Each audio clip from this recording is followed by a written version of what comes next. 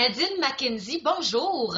On a très envie d'en savoir un peu plus sur, d'abord sur votre introduction dans le cadre du concours Histoire collective. Vous nous parlez d'un monstre. Ah oui, j'aime beaucoup les monstres, j'aime beaucoup les fantômes. Je me suis remis actuellement à écrire pour les enfants après avoir écrit pour les adultes pendant plusieurs années.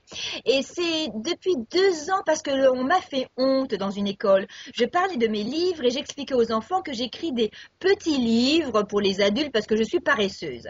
Et une petite fille m'a dit, ça c'est vrai, tu es très paresseuse, tu n'écris plus pour nous depuis longtemps. Et je me suis dit, elle a entièrement raison. Donc, je vais m'y remettre.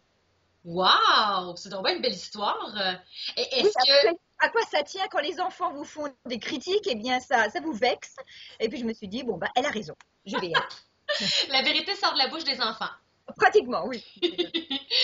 Et donc, est-ce que c'est un peu la raison pour laquelle vous avez accepté de participer au concours Histoire collective cette année pour vous remettre à l'écriture pour les jeunes? Absolument, oui, absolument. Puis ça me fait vraiment plaisir d'écrire pour les enfants. Vous savez, c'est un public très, très direct. Ils vous le disent directement ce qu'ils pensent, hein. Ils ne vont pas mettre de gants. Il y a certaines choses, à certains moments, ils me disent, c'est idiot ce que tu as écrit, ou alors c'est très bien, ou non, quelqu'un ne dirait pas ça, un enfant ne dirait pas ça, un monstre ferait ceci. Donc, c'est une source d'inspiration. Et là, je pense que vous allez être servi parce que les jeunes vont s'inspirer de votre introduction pour écrire des suites d'histoires. À quoi est-ce que vous vous attendez? Eh bien, à toutes sortes de choses. Vous savez, les enfants ont une imagination délirante. Et ça, ils le perdent quand ils deviennent adolescents, on dirait. Et puis, à certains moments, ça revient peut-être ou ça ne revient jamais. Mais avec des jeunes enfants, le monde est ouvert. Alors donc, ils vous racontent n'importe quoi. Ça peut être très amusant, comme ça peut être très triste, ça peut faire très peur. Mais tout le monde aime avoir peur à certains moments aussi. Oui, ça c'est vrai. Oui, oui, oui. Qu'est-ce que quel conseil vous leur donneriez là, dans le cadre du concours cette année pour partir là, une histoire, pour Eh bien, s'inspirer? laissez libre cours à votre imagination, surtout pas de barrière, écrivez ce que vous ressentez et aussi ne vous inquiétez pas pour les fautes d'orthographe ou les fautes de grammaire, tout le monde en fait, hein. Même les auteurs qui ont publié des tas de livres, on en fait tous. Alors, allez-y direct. Parce que dans le fond, ce qui est le plus important, c'est l'idée, c'est le désir de s'exprimer, c'est de dire quelque chose. Et absolument, et parfois les enfants se font des barrières eux-mêmes en disant, oh ben je ne suis pas très bon en français, je n'aime pas écrire ou je ne connais pas assez de mots. Et j'aurais dit, mais faites votre maximum. Et puis après, on pourrait toujours trouver des synonymes, on va corriger votre phrase. Vous lisez vos histoires à tout le monde, vous demandez des conseils à tout le monde. C'est pratiquement un travail d'équipe. Alors tout le monde s'y met et puis vous allez avoir une histoire qui va tenir très très bien. Et je suis certaine également que les jeunes vont avoir beaucoup de plaisir à le faire ensemble. Ah, c'est ça aussi, écrire une histoire ensemble, c'est merveilleux. Nadine Mackenzie, vous parlez plusieurs langues. Vous avez choisi d'écrire en français. Mhm. D'abord, pourquoi ce choix d'écrire en français?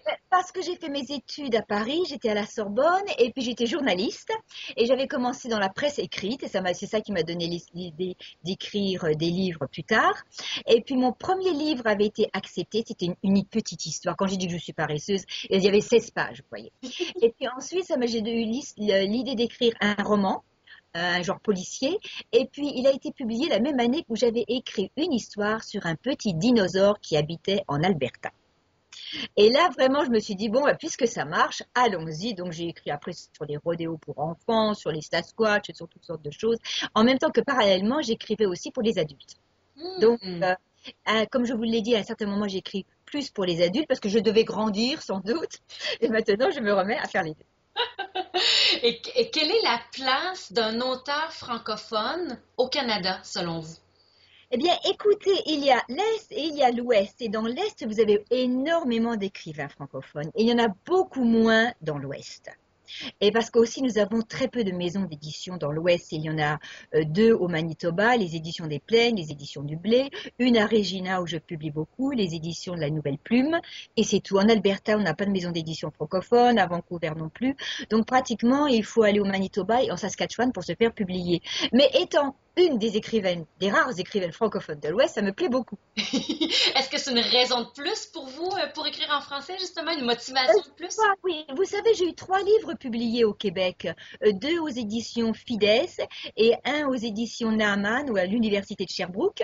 Et puis je me suis dit, ben, après tout, ça ne m'avait pas apporté plus de choses d'être publié au Québec, puisque j'habite dans l'Ouest, autant donner aux maisons d'édition de l'Ouest la possibilité de publier quelqu'un dans l'Ouest, donc je suis restée dans l'Ouest. Puis si je me trompe pas, vous vous inspirez pas mal de la réalité de l'Ouest, justement, dans vos écrits.